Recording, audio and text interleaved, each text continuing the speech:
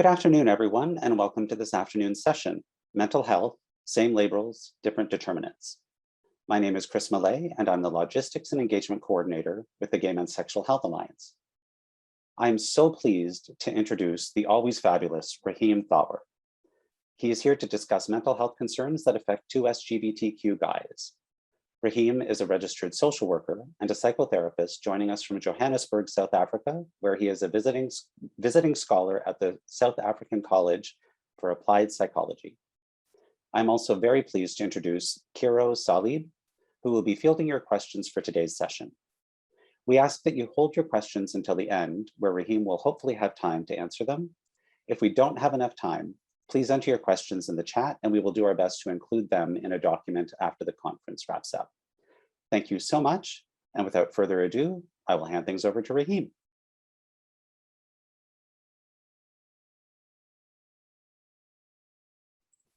Thank you so much, Chris, for that introduction. It's really great to be here, even though I am very far away.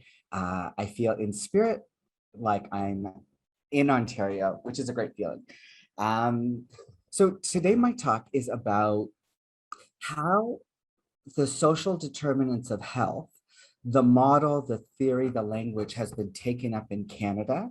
And I'm gonna have us think about how it can be adapted to specific communities. And for us, it's GBT2SQ guys.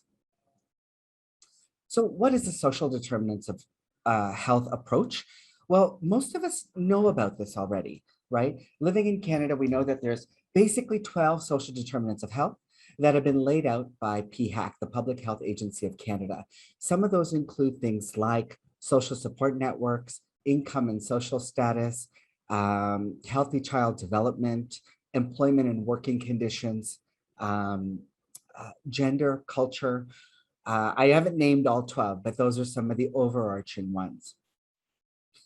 The Canadian Mental Health Association has identified 3 further social determinants that specifically affect mental health.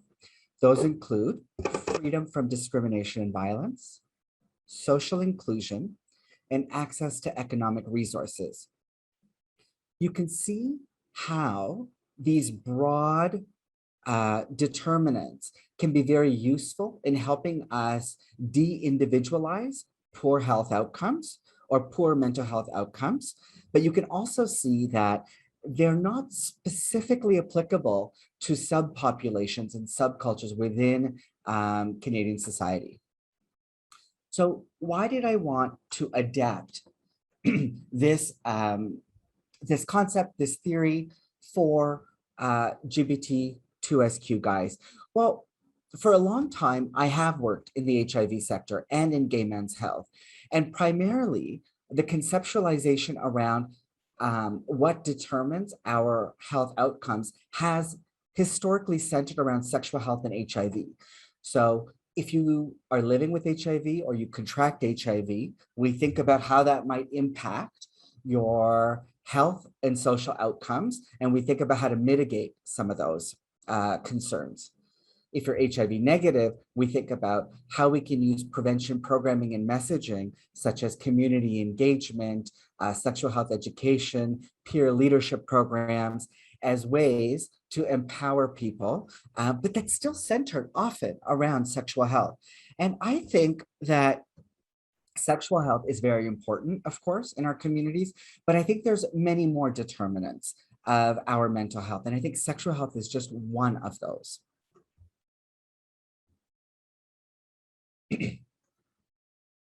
So I'm going to present about 13 determinants of GBT2SQ mental health, and we're going to consider examples of developmental, social, familial, cultural, and political events that might mediate our individual experience. So I use the term mediate and not mitigate because not each thing that I name is bad, right? I'm going to name shame. People know that. I always talk about shame. I'm going to talk about grief. People know that. I talk about grief at cocktail parties. People expect me to talk about this. But merely experiencing shame and grief is not bad. So we're not necessarily trying to mitigate that experience. Those are normal life experiences. But what kinds of experiences are we vulnerable to? And what resources do we have to manage those experiences, right? So how do these social determinants of our mental health get mediated by our environment, our own personal skills, our resourcefulness, and our communities? There's no one right path to help us go through each of the determinants. Rather, we're thinking about different ways that people interact with their environment and their environment interacts with them. So determinant number one, coming in, out, and around. So first, let's talk about closets and wellness. So by and large, people agree that being in a closet isn't good for your mental health. Often the experiences that come with that have to do with harboring a secret, feeling different, being worried that you'll be outed. If any of you in the audience were outed, you might think about what the long-term impact of that has been. Has it diminished your ability to trust? Has it affected your relationships? Has it led to certain kinds of self-protection that get in the way of a fulfilling social life? While we're in the closet, so to speak, we also anticipate rejection. We anticipate potentially the loss of a home and financial support. And for many young queer people, it's not just anticipating, but it's actual loss of those things. We also are thinking about expectations around marriage and children and how we're going to let people down. Whether or not we're in a closet, or depending on how we're situated, is one leg out of the closet? Is one of the doors open? Do we have fabulous clothes to wear while we're in that closet? All of these things impact whether or not we have access to online, social, and supportive communities. It also impacts whether or not we have access to accurate sexual health information and access to appropriate care. I remember going to a doctor and saying, "Oh, I think I need to get an HIV test." And he said, "Oh, okay, why?" And I said, "Well, I'm a gay man." And he said, "Okay, we're going to order you an AIDS test." And he asked me what sexual experience I had. And I said, I just have had oral sex, no big deal. And he said, "Oh, okay, we're going to order that on Rush." And so that is an example of bad healthcare, right? And inappropriate healthcare. I talk about coming in, out, and around because more and more, it's not about coming out in a particular way, but rather it's about how comfortable you are with the decision you're making around how you share information. So for some of us, we decide that we only want to come out to some people, or that we're never going to come out to our families of origin. But because of the historical pressure put on coming out in a very specific way, sometimes we experience devaluation within the queer community. So the closet really determines or has an impact on how our wellness shapes in our formative years. Determinant number two, homophobia and microaggressions. So when we talk about homophobia, what are we talking about? What are the determinants for our wellness? Often it's fear and it's belonging. So why do we feel fear? Well, some of us have probably had some really close experiences of proximity to violence. So that means we experience homophobic violence ourselves, or we were in the presence of somebody else, or we know somebody who's experienced and endured violent homophobia. That fear impacts us for our entire lives. Even when we think we've overcome it, it's been erased, or we've been resilient. It's not that we haven't been resilient, but we've been taught that we cannot rely on public safety. We cannot rely on accessing spaces alone sometimes. And so that fear follows us. Some people experience unique rewards following fear. We might experience rewards for concealment, meaning not sharing your identity, whereas other people are extremely rewarded for fitting a trendy role. Everyone wants a new gay best friend. When I think about homophobia and its slightly less harmful cousin of microaggressions, these amount to our ability to belong to a place or a community. And so when I think about belonging and wellness, I think really how many of us have opportunities to heal, spaces, communities, affirming friends, affirming family members where we can heal from the rejection and the violence of homophobia. Social determinant of mental health number 3, internalized shame. When I talk about shame, people know from my previous talks that shame is multifaceted. But the overarching experience of shame is when you feel inferior to other people. Shame is about beginning to see yourself from someone else's gaze and devaluing yourself from that vantage point. The seeds of shame are planted early in a lot of our lives. They come from the childhood bully, they come from gender policing, and sometimes they come from being racialized in white spaces. Why am I talking about being racialized when we're talking about queer and trans people? Well, because we often are put into categories from a very young age of either being gay or being racialized, and we don't know where we fit in, and we don't fit in either place. Sometimes our racialized communities are places of refuge, and other times are places of violence. That is also true of white spaces and white queer spaces. So internalized shame runs deep, and it's particularly complex for racialized people. Now, I open by saying that things like shame and grief are normal experiences. Sure. But I would suggest that heavy gender policing and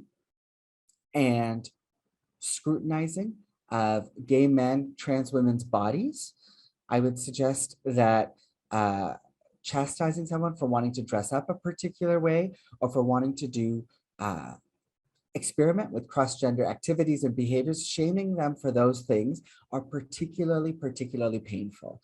And they show up in our dating culture today. They permeate, even after we've come out and we think we're so liberated, they permeate how we seek connection, how we make friends, how we feel about ourselves. Determinant number 4, family and cultural experience. Your origins and wellness. Where do we all come from? What is our family of origin? What religion did we grow up in? What's our cultural background? How many siblings did we have? Who are we compared to? What was our parents or our caregivers' relationship to one another? All of that stuff has a huge impact on who we become later in life. Now you might say, why is that specific for queer people? Why is that not the same for straight people? Well, I would argue that,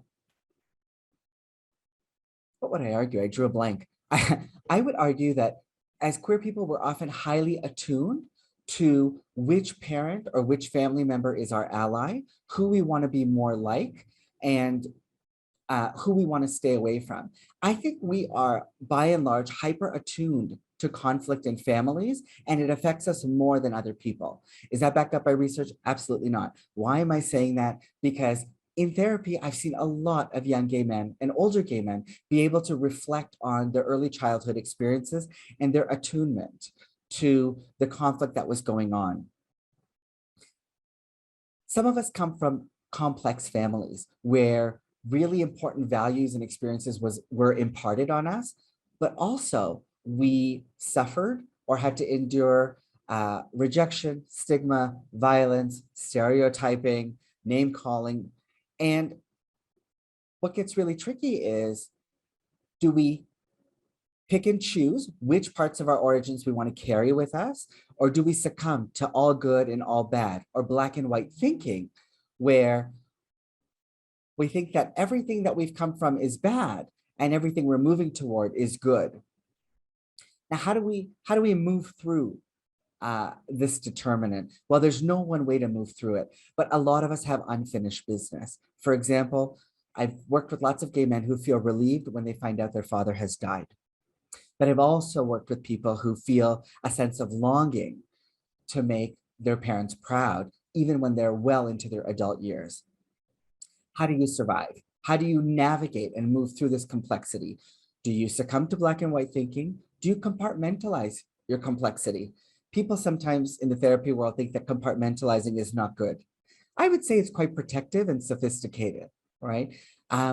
sometimes we don't have the opportunity to decompartmentalize. And so we think everything from the past is bad and everything from moving forward is good. I would encourage us to think about what in the past was bad and what also was helpful. Why do I say that? Because it prepares us for the present and the future, where we will experience that exact nuance. Not everything moving forward is going to be good. If we move ahead with black and white thinking, we become vulnerable to feeling rejected by the past and the present. Masculinity and grief. This is the fifth determinant that I've identified.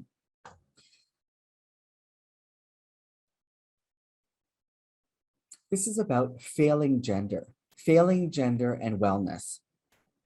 I think we begin grieving at a young age that we are not like everybody else. I think we're often thinking about what we're not in the world, who we're not going to be, who we can't be like. And this looks like many things. It can look like withdrawal or depression. It can look like resentment or envy. Sometimes it can look like grandiosity.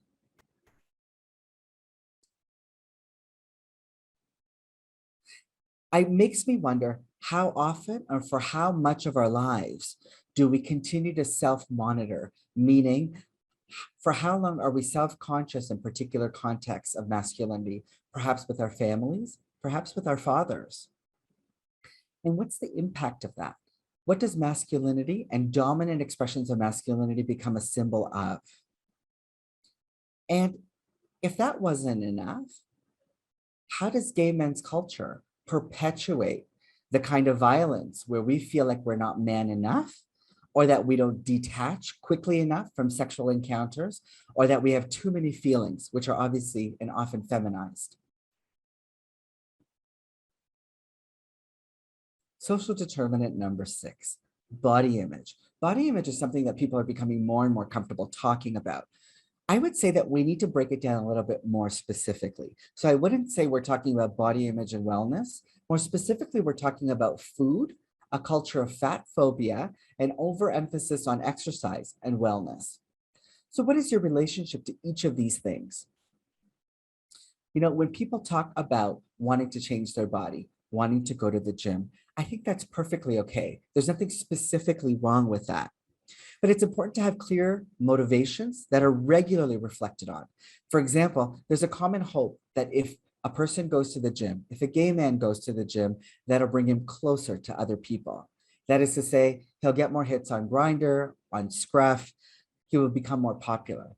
Now, to some degree, that might be true, but diets and weight don't cure anxiety, and they certainly don't increase comfort with intimacy.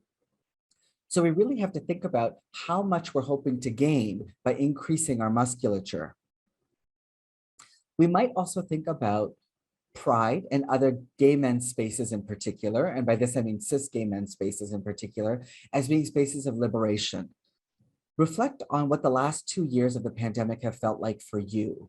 Have you felt a bit more at ease being able to skip pride? Have you thought less about your body? Have you both gained weight and felt a little bit better about your body in the last 2 years? I don't know if that's your experience, but that has been mine. And that tells me something about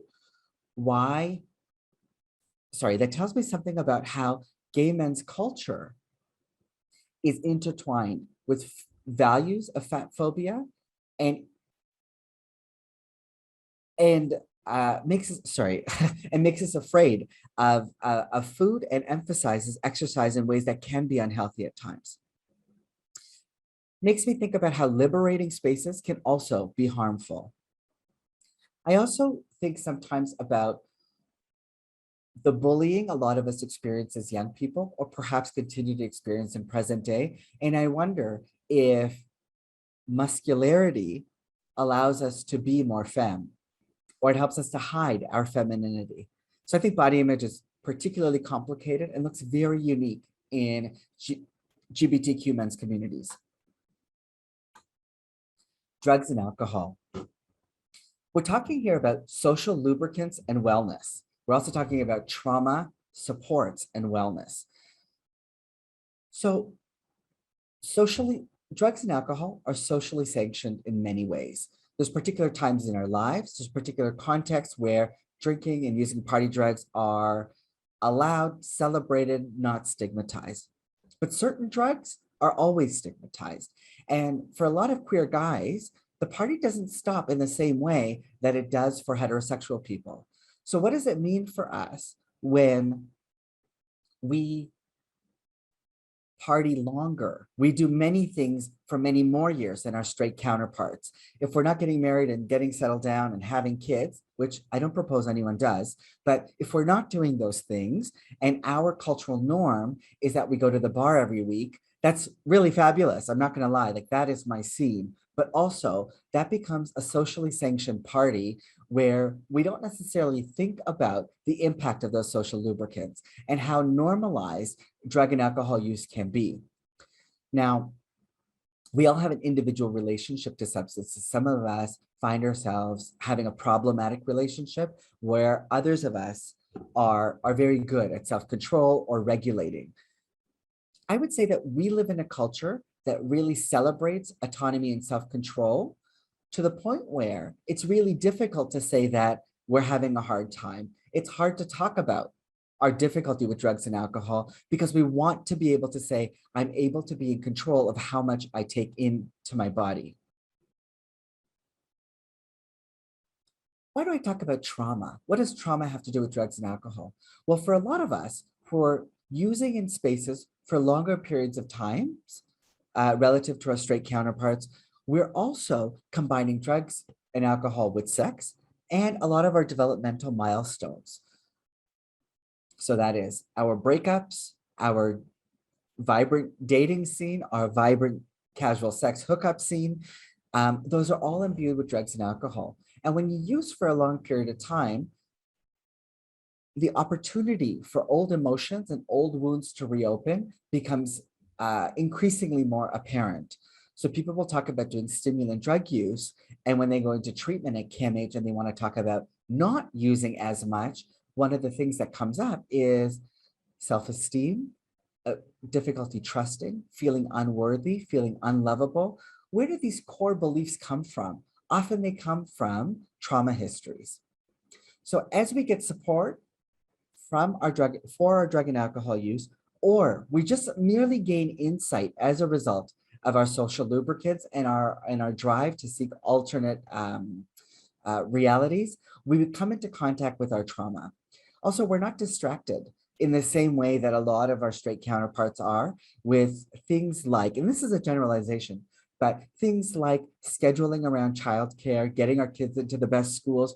We have more disposable time and we think about our difficult life experiences and we see it play out in our daily lives and in our communities. We don't often get to be isolated into a suburban box with an occasional outing to Costco. Our lives simply look different. The next big determinant of mental health for LGBTQ guys is the landscape of connection seeking. And I break this into two parts. One is about casual sex, which has to do with brief encounters, but also romance and partnerships. So when I talk about brief encounters and wellness, I'm talking about our culture that is premised on sexual liberation. So there's nothing bad about casual sex. It is specifically something that is very central in our community, but it's not as central in straight communities. So when we come out, part of our acculturation, meaning part of our socialization into gay community, is learning about the value of casual sex. And so we begin to think about both dominant and subcultural messages we've received about casual sex. So we might start to experience shame, stigma, anxiety, worry, etc. Some of us will come to think about our experiences with casual sex as forms of achievement. We might think about it as ways to socially participate in the world. Casual sex might become the platform, the setting, the site under which we experience increase in self-esteem.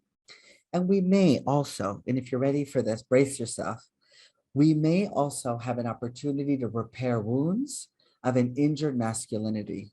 I'll say that again. Casual sex may provide the context where we repair wounds of an injured masculinity, but also it'll bring up challenging experiences of shame, anxiety, value conflicts, and expectations to be able to detach quickly. We expect men to be able to detach quickly. Working in sexual health, I've seen a number of men who are relatively low risk for HIV, but have very, very high anxiety. What is that about? To me, that isn't about HIV or sexual health. That is often about shame. And it's often what is happening is that people are rewriting the experience they had, and they're thinking about the person they had sex with, the place where they might have had sex, or the kind of sex they had. And they rewrite that experience to make it feel riskier than it actually was.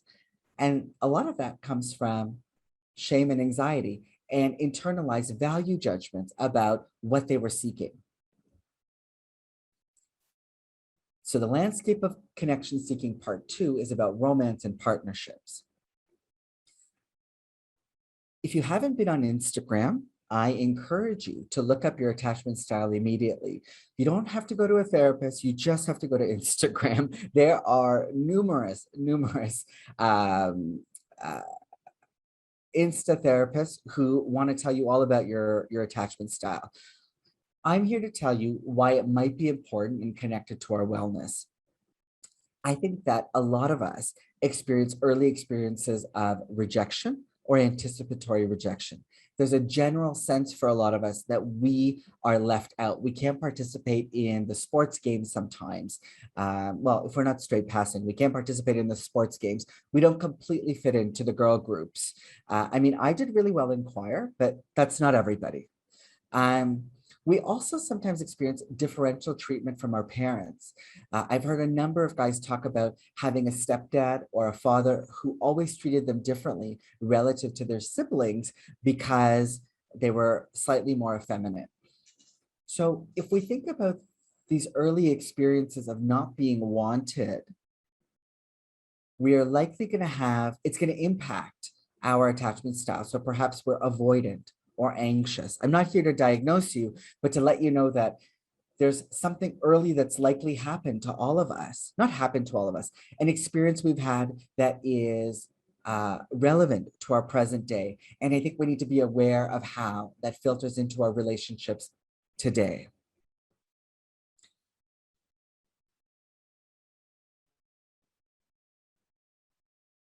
I think we also need to identify and explore some of our community and subcultural norms and consider how attachment style plays out.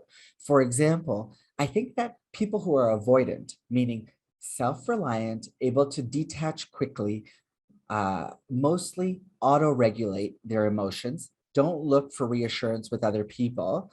That kind of behavior or that attachment style is often celebrated because it maps out onto what we think masculinity should look like. It's specifically not a helpful way to be in a relationship and to connect with a partner more deeply. I see this on online apps all the time when people say they want to hook up and they don't want any drama. Look, there's many ways to interpret drama. One of them is that people are not interested in other men having feelings, and those feelings have been both feminized and stigmatized. Now, romance and partnerships is not just attachment style. It looks particularly different for people part of our community that identify as romantic minorities. And I'm speaking specifically about people who identify as alloromantic or allosexual, aromantic or asexual, demiromantic, demisexual, perhaps cupioromantic and cupiosexual. I'm not going to define all of those, but needless to say that in a culture and a community where sex is so central, it can be really difficult to even sort out whether or not you belong or you identify as part of a romantic minority group within our community. Oh, sorry, I missed something. Some of the mediating experiences here that I think are particularly interesting are people's experiences and opportunities to talk about relationship models. So in our community, it's quite a norm to be in an open relationship. Many people would say it is the default, it's something to be expected. Well, I would say that we need to be able to talk about our desired relationship models and allow for opportunities for our actual relationships to deviate from the desired model from which we want to operate. We also need to think about what does it look like, feel like, and how is it experienced when a partner wants to open up and you don't. In my experience, the default is often that people will try to open up as a way to salvage a relationship. And that can be really, really difficult. So is there a solution here? There's not really a solution. The point I'm making here is that the landscape of connection seeking in and of itself is unique for GBT2SQ guys, and it has a huge impact on our mental health. In fact, I think the landscape of connection seeking is the single most important and single most complex determinant of our mental health. Sexual health. Sexual health is many things. It's getting tested. It's also our perspectives on STIs and HIV. It's also living with HIV. So do we think about getting tested as part of our wellness routine, or do we think about it as a way to manage intense anxiety? What was your first experience at a clinic or at a doctor? Did they give you good information? Did they ask you good questions? Could you sense that they were embarrassed? And how did you internalize that? What is your perspective on STIs? Our perspectives can range from self-punishment to shame, to self-criticism, to acceptance. I'll give you examples. Punishment is, shit, I got chlamydia, I did a bad thing. Shame, oh, I got an STI, the sex I had wasn't worth it. Self-criticism, I wasn't careful enough, I knew I shouldn't hook up with that person. Or acceptance, it's like really annoying, but I know it's inevitable. I often tell people, if you're having sex, at some point you're going to get an STI. It's not the worst thing in the world. Yes, drug-resistant gonorrhea is a scary thing, but also, you know, like at some point you're going to get an STI if you're sexually active, and you just have to go get treated. And I think that's perhaps the best way to think about it. I often tell people, you know, in Toronto, if you ride a streetcar, at some point you're going to get pink eye. I did for most of my 20s. And that may or may not have been the streetcar. It might have been rimming at Steamworks, but I don't know. It's hard to say, really. The point is that living in the world and interacting with other bodies and people and their fluids means that you're going to catch something. And I think our perspectives on STIs has a huge impact on our overall wellness. Living with HIV is very particular to our community. A lot of us are living with HIV, and the HIV disproportionately affects GBTQ guys in our in our part of the world, meaning the global north. Now, what is it about HIV? Because lots of people say that HIV is just a chronic illness that you live with. Well, I think it really depends on a person's experience and context of their seroconversion. Where and when did they contract HIV? How did they find out? What was their experience like? What were their immediate supports like? What are the multiple meanings of infection people carry with them? So I've met people who've said to me, you know, I feel like being gay was a disappointment to my family, and HIV compounded that. We live in Canada where we are the leaders, world leaders in criminalizing HIV non-disclosure, even when there isn't a significant risk to the other person. I would argue that living in a criminalized body and being cast as a vector of illness and experiencing rejection when you disclose, or risking experiencing rejection when you disclose your HIV status, significantly impacts your wellness. Determinant number 10, managing rejection and endings. Look, if we're online all the time, that's great, right? Potentially. But if we're going to be on the online apps and sex essential in our community, that also means that we're experiencing a lot of rejection, right? And there's two sides of rejection. We are being rejected, and we are also declining other people's proposal.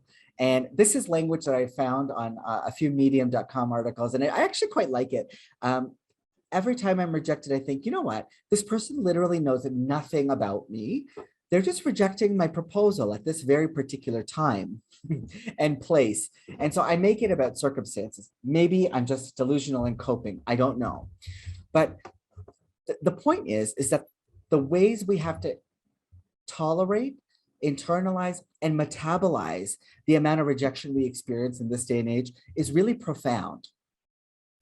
And we're on both sides of it. I also think that we often think about technology with a gaming mentality. And we think about winning, scoring points, making the best of our limited time. We think about getting the most hits, like the most taps can be like the most points in a game. We feel competitive. None of these things as part of that approach, I think, are particularly helpful. I think that the online platform, with all of its values and all of its rewards, can also be incredibly dehumanizing.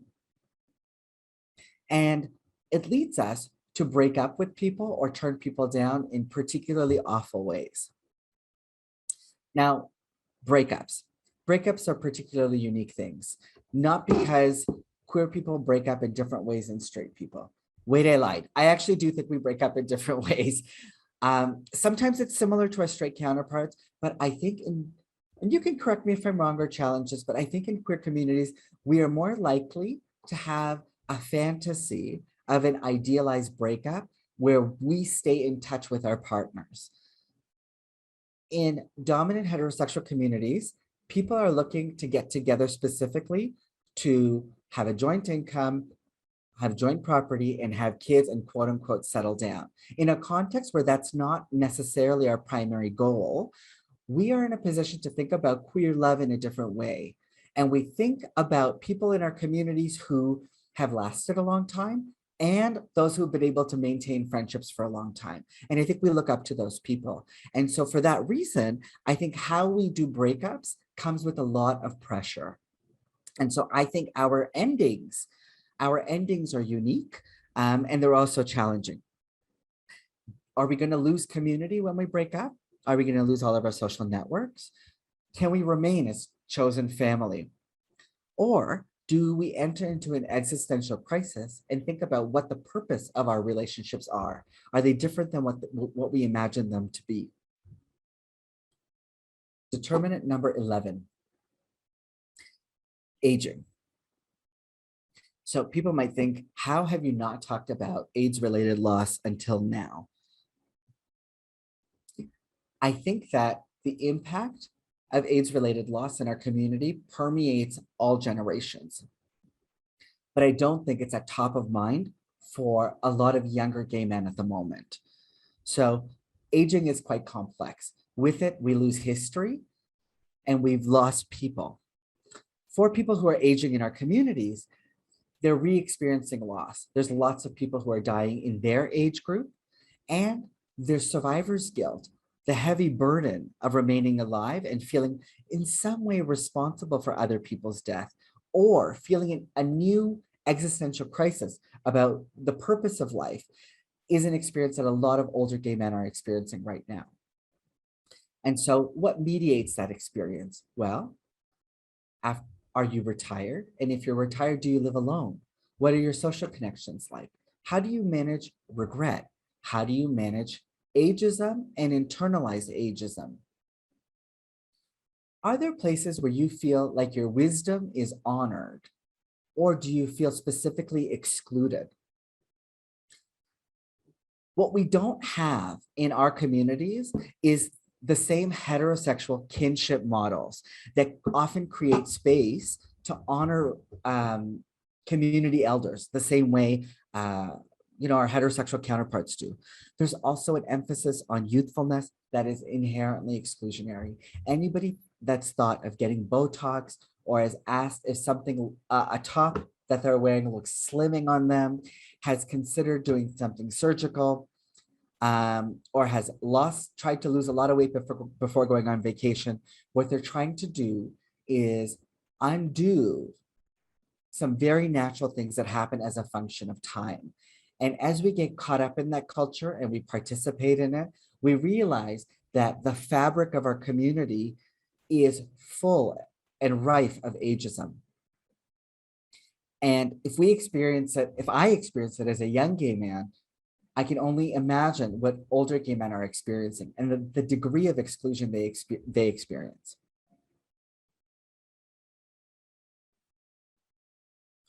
There's another determinant of mental health that doesn't get talked about, and that's because I made it up. I haven't found this in the literature anywhere. People often talk about heteronormativity, but today I want to talk about what I call milestone heteronormativity. These are the specific ways that progress is measured in heterosexual community. These are visible markers of progress that don't look the same for queer people.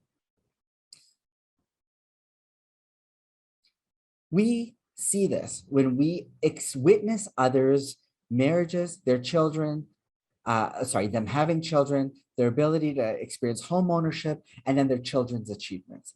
Am I saying that queer people don't get married, don't have children, don't own homes? Absolutely not.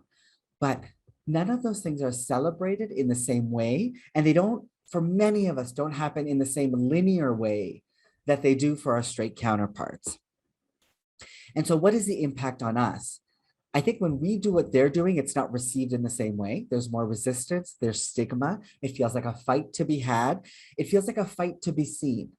And so many of us are endlessly in school, collecting accolades, obsessed with achievement, extremely competitive to our own detriment, only to be trying to be seen by our family of origins, and that never coming to fruition.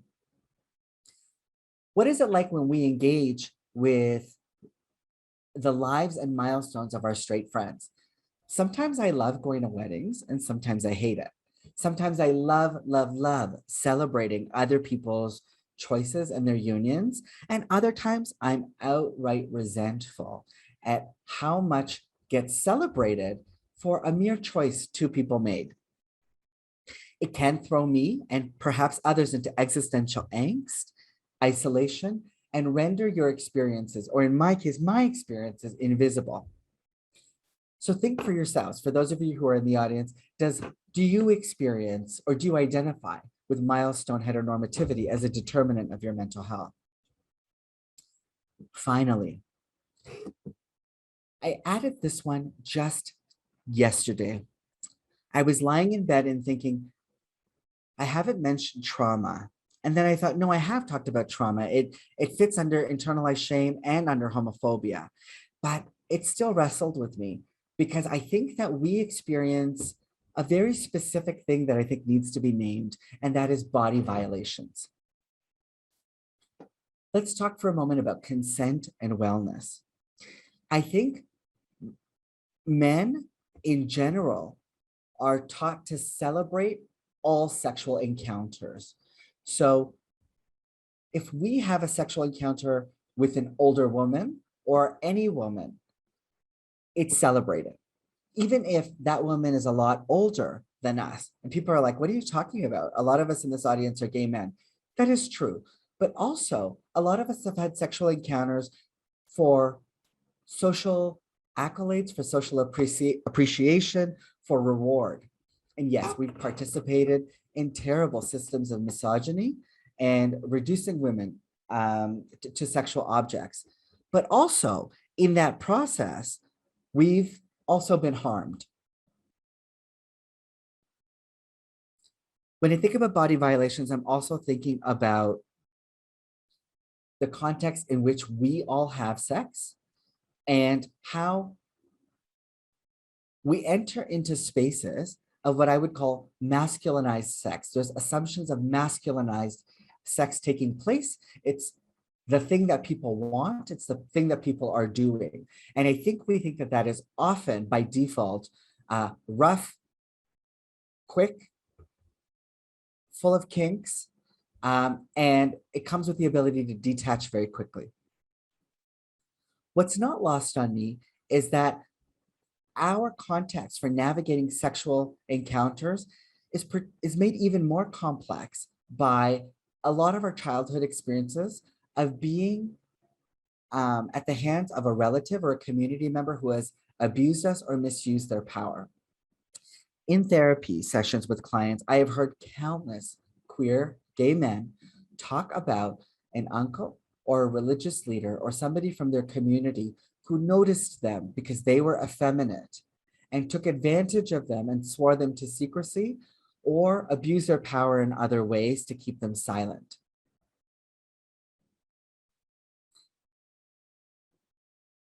I think we grow up not learning about consent, particularly as men, and we don't experience a lot of discourse or conversation about consent in gay men's culture. As much as anonymous sex can be amazing, it also has a double edge of not making people accountable when they cause harm. And so we don't have the opportunity to have as many conversations as a lot of us would like around consent. So I'm suggesting that this is the 13th and the final determinant of our mental health, how we manage it, how we learn about it, how we introduce these conversations into our lives, how we manage our trauma from the past. I'm going to put on the screen for you all of the determinants of mental health that I've talked about. If you want, this would be a great time for you to take a screenshot if you want to copy these down. What am I going to do with these? Where do we go from here? My personal hope is to create a therapeutic workbook that addresses each of these social determinants of health of LGBTQ guys. I would absolutely love to hear your feedback, your questions, your comments, whether you agree or disagree. Does something resonate? Does it not? I am really committed to broadening how we think about LGBTQ men's mental health beyond centering the impact of HIV and sexual health. I'm going to open the floor for final thoughts, questions, and comments. Thank you so much. Carol?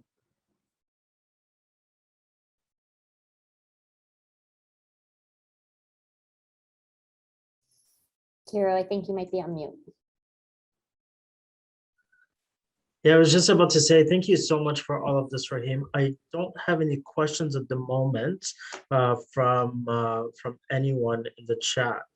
But if any one of you have a question, this is the time to ask. But I had 3 words to this presentation. I feel seen. Yay! And in the best way possible. It's about time that all of this is put into one presentation to bring a wholesome approach of what's really happening with a lot of gay, bisexual, trans men who have sex with men. It's so important, especially the last one about boundaries. That one, in my personal experience, took me forever to adapt into my own life. But once you start doing it, it just opens up a bunch of doors that you realize how to set boundaries in so many different ways as well.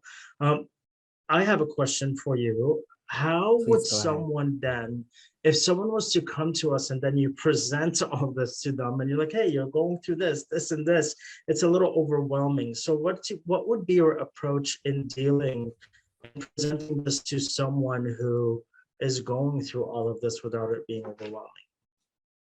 Well, I think by and large, social determinants of health are about how we interact with our environment and what our environment has to offer us. So if we work in nonprofit organizations, we can start to think about how we address some of the determinants of mental health through our programming. Or if somebody's talking about a particular thing in a counseling session, in an outreach session, we might have a new, not just through my presentation, but in general, we might have the language to label what they're going through, and the language can make people feel particularly seen. So that's not like a huge giant intervention, but it can be impactful. The other thing I would say is, I think continuing to build continuing to support individuals to connect with their environment. So I often tell people, like, I help them assess, where did they come from? What were their difficult experiences? And tell me about the context. Yeah. And now what do you want to do that is social or romantic or sexual? And tell me, how has your context changed? Has it changed? Right? If somebody doesn't feel safe, they don't feel safe. But sometimes they need to be walked through how their experience, how their current situation is now different, right? And how they're now in a somewhat safer place. Or they might experience rejection or something negative, but now they have more supports than they did back then. Right. So I think it's bringing some of that, to light. I have to say, Kiro, the body violations piece is the last one that I added, and it's really raw for me, and it brings up a lot of emotion. And I think I'm Same. still thinking about how to, thinking about how to frame it and how to make it. I'm still thinking about it. So thank you for allowing that space. Yeah, thank you for that, Rahim. There's a question here from Devin. How do we deconstruct the toxic masculinity that's so prevalent in cis gay men's culture? Yeah, I find it very difficult myself. One thing I've tried to do is separate people who are my clients and even my acquaintances with people who are my close group of friends. And that distinction is not because one group is better or superior than another, but one group is where I'm going to get recharged, whereas another group is where I am going to be giving a lot of compassion, question asking, diplomacy, and the like. Right. So when I hear people saying something toxic, I have the right to respond in a way that's sharp and critical, but I also, if I have the reserves, I can also be compassionate sometimes. And the way I do that is I might just say something like, the way you frame that is not super helpful.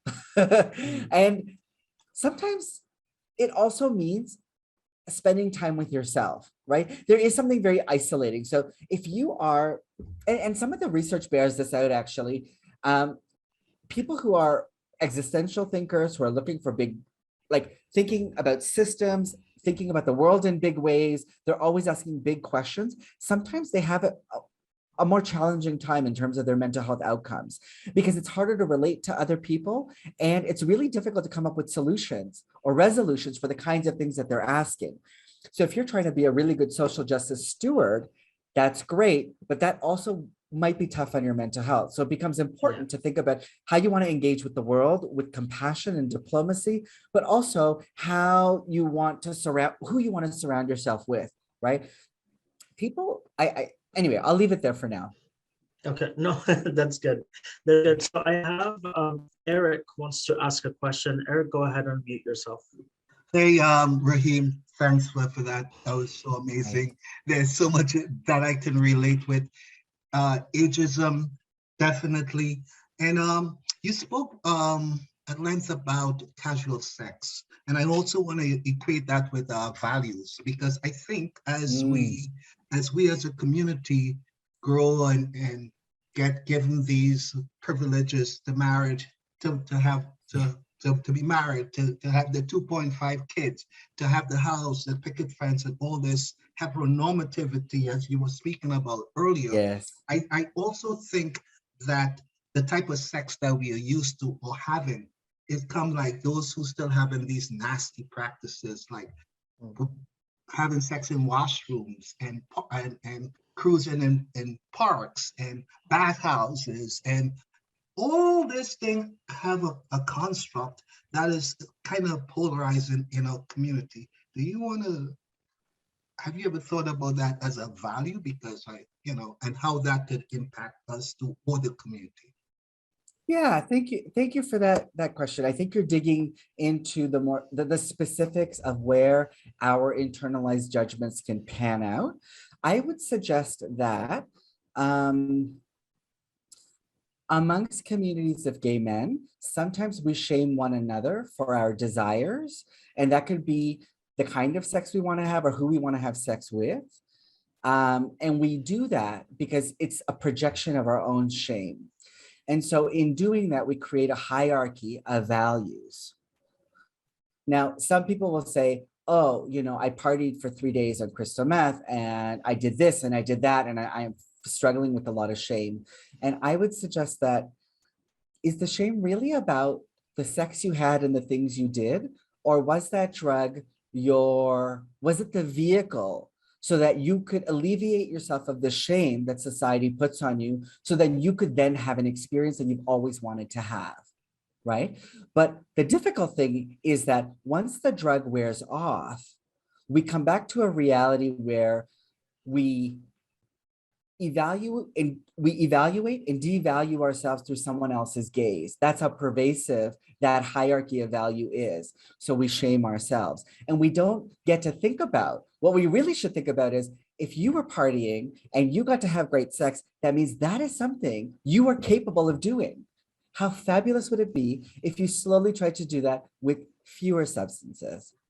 If substances are a problem for you, but you get the point I'm trying to make. So I think this kind of slut shaming is not helpful, but I also think that in a capitalist system, a meritocracy, or a system that we think is a meritocratic system, in a system of white supremacy, we are often thinking about how to be in closer proximity to something that feels powerful. So when I think,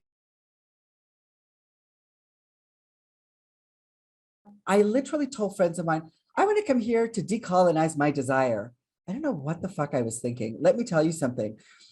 The number of South Asian gay men I've been around who are so happy to throw themselves at white men and desexualize other brown men makes me feel like I'm going back many years, right? And so the way I see my role in this community is to have compassion for them, but also to realize that I have to limit how much time I spend with them, because that feels bad for me. That feels bad for me. And in this case, I'm like, oh, I wish they had a bit more shame so they knew not to say that out loud, because it's so harmful, right? But these are complex systems. I recognize that there's a kind of competition that's at play, and there is something about internalized racism that makes them want to be closer, in closer proximity to what they see as being powerful. We might have time for one more question. Yes, and we do. Or comment. What advice? Okay. What advice would you give BIPOC men around managing rejection on the apps and sexual spaces? I think desirability politics have always made us feel less seen, less beautiful. I think those experiences over time have long-term impacts on our mental health and the way we see ourselves. Absolutely. Look, it's so complex, right? We're talking about a system of ableism and white supremacy, and I really don't know how to change it, right? I think that when I'm with other racialized people, I try not to police the kinds of things they're saying, because I just want them to be free to say the thing. And in a way that's not shaming, I might take them aside and be like, that's not a helpful thing you said. Or when you say that, that particularly makes me feel bad, and here's why. And then other times for my own mental health, I don't engage. One thing that I'm very, very cognizant of, and something my friend Lali, who is here, has taught me, is that even when we're in a space of racialized people, and we think it's a safe space, white supremacy is still present. And so I think when we are together as people of color, we are still in the process of learning how to appreciate one another, how to be around one another, how to not desexualize one another, and how not to be competitive with one another, and to support one another's progress in the world. So it's incredibly complex, but that's my answer for that. Yeah. And on top of like one another, it's also ourselves, right? It's one of the biggest things, because if we don't decolonize ourselves first, get rid of that racialized aspect that's been brought on from generation to generation as well, it's very hard to get to where we want to be, because we're just going to be stuck in this huge entanglement and not knowing why we're stuck in it, right? So it's kind of take a look at yourself and see, hey, where is this actually coming from? Where is this production coming from as well, from my end? But thank you so much, Rahim, for all of this. You've awesome as always. Everyone made some incredible comments and feedbacks and a lot of thank yous. And this was an amazing, amazing session. And thank you for that. Chris, go ahead and take over. Oh, yes, I echo 100% what Kiro has shared. Rahim, as always, you knock it out of the park with current and pertinent information that our community needs to hear. And thank you, Kiro, for moderating the questions, and you also being as fabulous as always. And we hope that you have a great rest of your day.